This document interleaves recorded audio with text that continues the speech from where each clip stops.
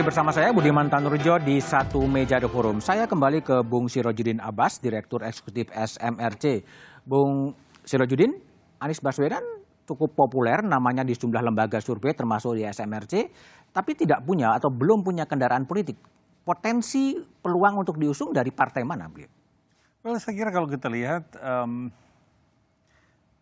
di antara nama-nama yang konsisten dalam, saya kira kalau kita lihat setahun terakhir, memang tidak banyak saya kira dari tokoh-tokoh nasional itu, dan Anies di antara yang berada di top 3 gitu ya, dengan Mas Ganjar dan Pak Prabowo. Soal peluang saya kira sangat terbuka, bukan hanya Mas Anies, saya kira Ridwan Kamil pun terbuka. Dan tentu saja Ganjar Pranowo. Dan alasannya sangat sederhana, partai-partai politik semuanya rasional. Rasional? Ya. Mereka tentu saja berpikir dan menghitung prospek keterpilihan tokoh-tokoh itu. Dan jika memungkinkan, mereka mengusul orang yang paling potensial untuk menang. Dan hitungan rasional saat ini, ya selain Pak Prabowo, hanya ada Mas Ganjar dan Anies yang paling potensial. Dan tidak memiliki kekuasaan khusus di partai politiknya, kira-kira gitu. Oleh karena itu kalau saya melihat, Anies misalnya banyak disebut dulu terasosiasi dengan PKS. Lebih lama karena Pilkada DKI. Tapi belakangan juga kembali ke Nasdem. Lalu sejarah Nasdemnya diangkat lagi deklarasi Ormas ya. Tetapi juga dekat juga Anies itu dengan PAN dan dengan P3 gitu. Jadi Anies itu punya pintu yang cukup banyak sebetulnya untuk prospek pencalonannya. Lalu juga kita melihat partai-partai itu juga masih menunggu momen yang paling bagus saya kira, karena meskipun Golkar sudah memiliki KIB, juga momennya saya kira harus menunggu, harus lihat juga. Itu pertama, momen pada saat Pak Anies selesai gubernur 1 Oktober nanti. Karena saya kira masyarakat akan melihat juga seberapa baik manuver dia tanpa status dia sebagai gubernur. Satu itu. Dan yang kedua, seberapa baik exit Pak Anies dari DKI, dari gubernur. Apakah beliau mulus atau ada ganjalan? Entah ganjalan apa misalnya, hukum atau apa, kita tidak tahu.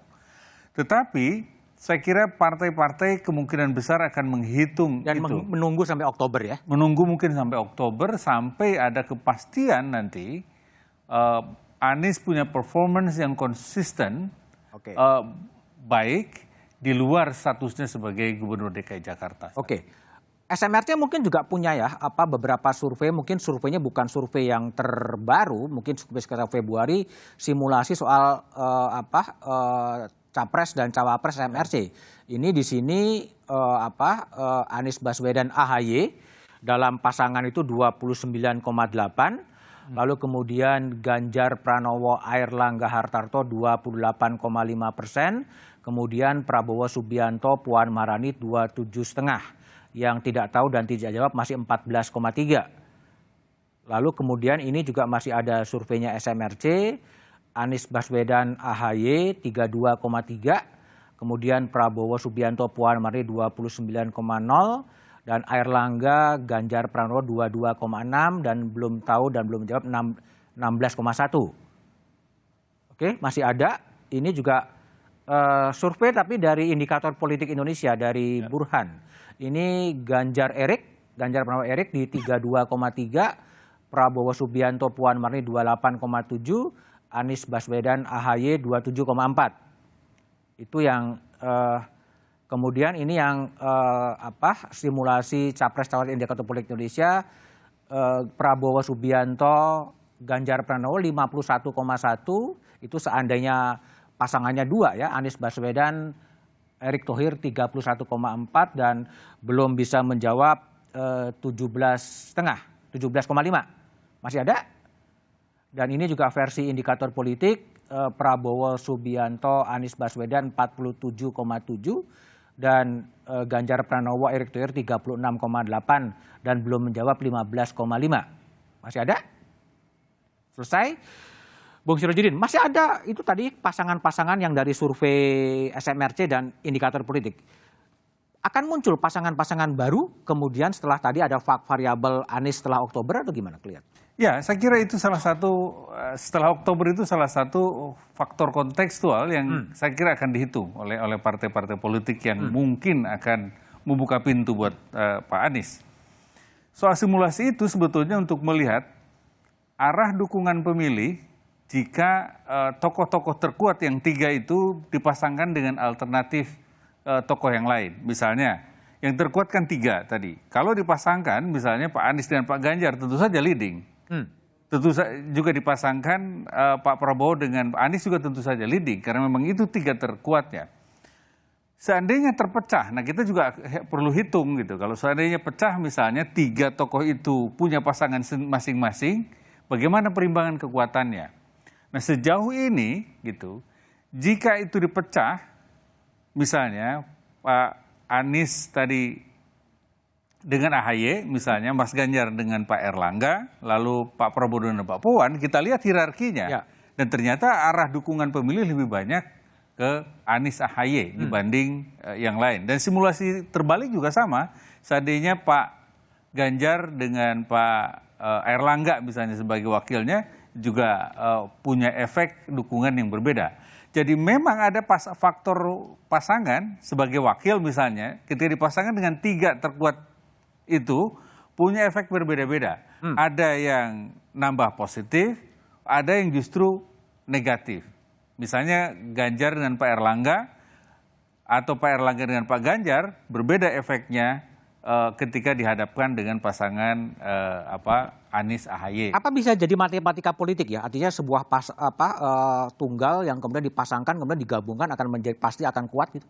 Tidak otomatis, tidak otomatis saya kira soal itu karena di situ masih ada 2 faktor lagi yang belum dieksplorasi. Pertama tingkat popularitas dan kedisukaan masing-masing calon. Ya.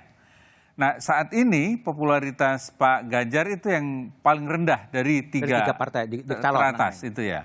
Paling rendah. Jadi kalau naik popularitasnya kemungkinan dia punya prospek meningkat juga elektabilitasnya. Artinya akan muncul juga mungkin pasangan Ganjar Anies sangat mungkin muncul juga sebenarnya. Ya mungkin saja kalau suatu saat ada kompromi muncul Ganjar Anies ya saya kira akan lebih berat dihadapi oleh pasangan lawannya yang lain, misalnya Pak Prabowo dengan siapa lagi gitu. Oke, baik. Bung Doli, saya baca pernyataan dari Wakil Ketua Umum Partai Golkar, Mas Nurdin Halid ya, yang mengatakan bahwa KIB ini sebenarnya juga kendaraan yang digunakan bukan hanya untuk Airlangga, tapi untuk sosok lain tuh. Sebetulnya gimana sih posisi KIB ini?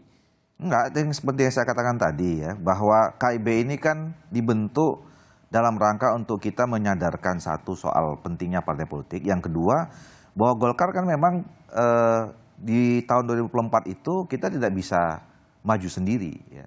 Tapi kalau ditanya apakah sekarang Golkar punya calon presiden, iya. Gitu ya. Pak Erlangga. Nah itu yang saya katakan tadi, nanti di dalam hari-hari ke depan, besok kan tanggal 4 kami akan ada silaturahim nasional. Dan kemudian penandatanganan kerjasama dengan 3 parpol itu. Nah itu sudah disusun agenda-agenda kerja sampai nanti kami akan membicarakan itu kapan, gitu ya. Nah jadi sekarang kalau ditanya apakah memang ini masih terbuka, ya sekarang memang saya terbuka. Dalam konteks KIB ya. Karena nanti kan pembicaranya kan nggak bisa Golkar lagi sendiri. Oke. Ketiga KIB kan harus bersama dengan PAN dan P3. Jadi apalagi, sama juga kertas putih juga bisa apalagi kalau di luar Pak Erlangga sebenarnya. Apalagi kalau kemudian nanti sekarang kan kami juga membuka diri terus komunikasi dengan partai yang lain ya. Nah tentu kan akan pembicaranya lebih variatif lagi dengan kekuatan partai politik yang lain gitu. Jadi memang juga harus ditunggu momentumnya ya? Iya, ini kan yang penting begini Mas Budi, bahwa kita dari hari ke hari menghadapi 2024 itu harus kemudian produktif secara politik ya, dan kemudian melibatkan partai-partai politik itu sehingga memang, jadi misalnya begini ya, tentu kita harus mengapresiasi misalnya dulu teman-teman Nasdem bersama dengan Golkar mau melakukan konvensi. Sekarang apapun dilakukan ya, mau rakernas, mau silaturahmi nasional, segala macam itu kan semuanya bagaimana memperkuat institusi penguatan kelembagaan partai politik. Jadi konsolidasi politik apapun di Indonesia ini sekarang karena kita memilih demokrasi itu semuanya harus melibatkan partai politik. Nah, nanti bahwa kemudian nanti arahnya seperti apa, ini kan juga kita lihat dinamikanya masih nggak pernah tinggi. bisa diduga ya Nggak politik bisa Indonesia. diduga, iya. Oke, baik. Bung Fatur, itu kan ada selain Mas Anies, ada juga calon-calon non partai seperti Mas Erick Thohir, Mas Ganjar, Pak Ridwan Kamil. PKS memandang calon-calon yang tidak partai ID-nya tidak terlalu dekat dengan partai politik seperti apa sih sebenarnya? Ya pertama kita paham konteks demokrasi kita ini kan memang unik ya. Dan juga sebetulnya menarik karena membuka peluang seluruh anak bangsa. Jadi di satu sisi partai politik yang memegang tiket, tapi di sisi lain basis demokrasi kita berdasarkan popularitas itu kan menjadi penting gitu.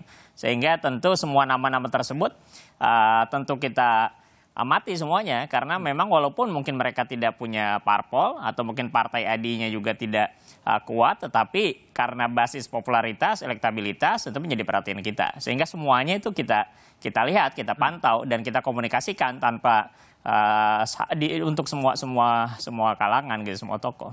Tapi apa sebetulnya kriteria atau standar paling umum di PKS untuk siapa yang bakal diusung sebagai capres dan cawapres apa? Kalau memang basisnya adalah popularitas, tetapi apalagi sebenarnya yang jadi variabel? Ya tentu yang pertama kita sebagai partai politik tentu kita berharap konteks pilpres juga punya manfaat buat elektabilitas partai. Sehingga ketika ada capres, cawapres, hampir semua partai saya yakin juga punya pemikiran yang sama untuk mencalonkan kadernya karena itu akan secara otomatis mendapatkan efek elektabilitas untuk partai.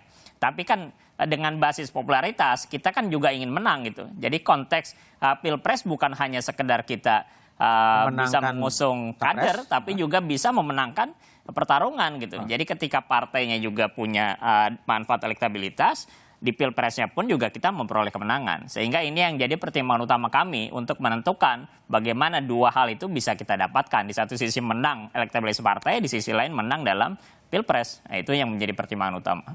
Oke, saya Bung Willy ya, tadi kan menarik juga ya ada pertemuan Pak Prabowo dengan Surya Paloh dan Bung Willy menjadi salah satu saksi pertemuan dua tokoh pimpinan partai politik. Apa sih yang kemudian dibahas tapi jawabannya setelah jeda berikut ini saja.